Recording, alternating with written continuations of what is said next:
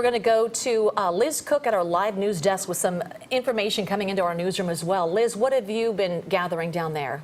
Yeah, guys, I've just heard that the Santa Clara County coroner is, in fact, headed to the scene right now. Now, again, unconfirmed fatalities or injuries at this point, but we're also learning that SFATF is headed there to the scene.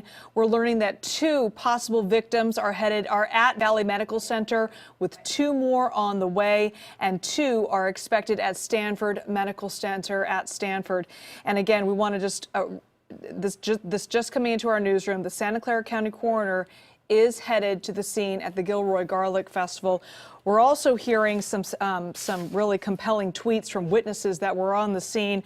A woman named Joy tweeted out, quote, "I want to thank the festival worker who used her van and got everyone she possibly could out and picked up more people afterwards. I didn't get her name, but she really did everything possible to help others. Thank you for helping us out there."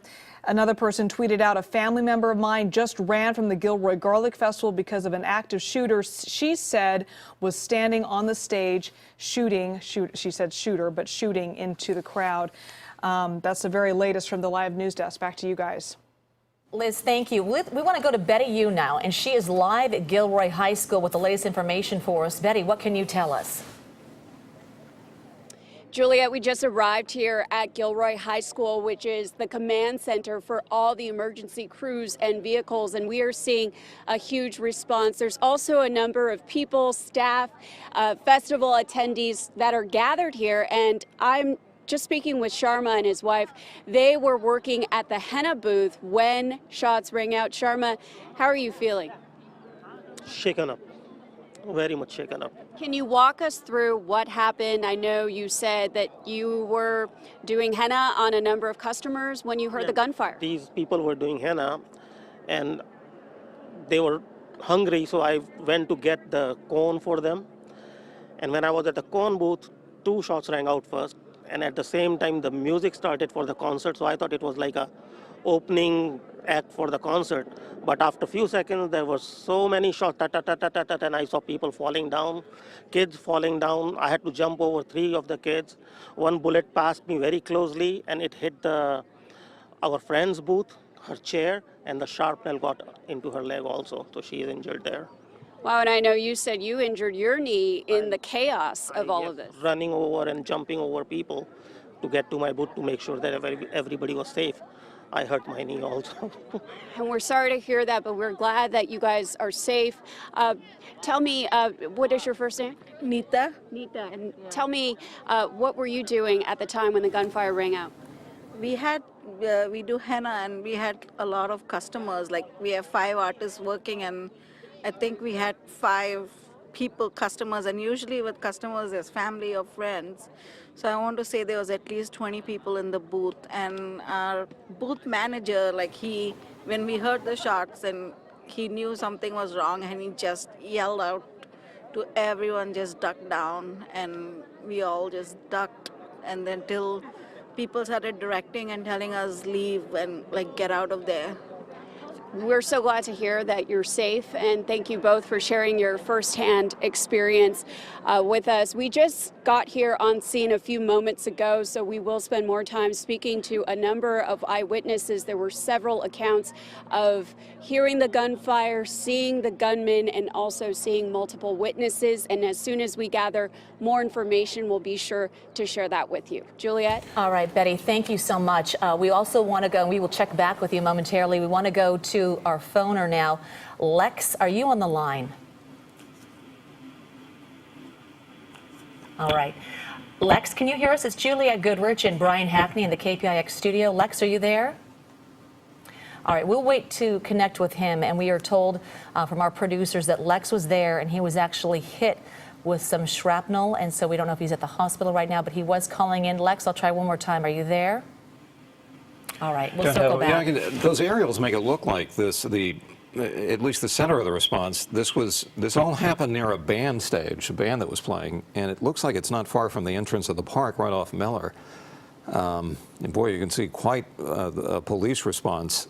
I'm assuming that we have not yet learned about number of victims in this. No, and we have accounts of multiple victims or injuries or that there's sort of thing. Two people on the way to Stanford. Right? Yeah, that's what we have confirmed. And so at this point, we can for sure report that there are 2 people being taken to the hospital. And then obviously Lex was calling in and he was possibly injured, and we'll hear from him in a little while as well. But Online right now, we do have Jeff Harp. Can you hear us, our FBI analyst? Okay, good. Yes, Jeff, I can hear you just fine. You know, the understanding that we have is that if this is true, that this shooter managed to get some kind of an automatic weapon into the Garlic Festival down at Christmas Hill Park. How could he have done that if they've got people who are checking bags and all of that same at the entrance?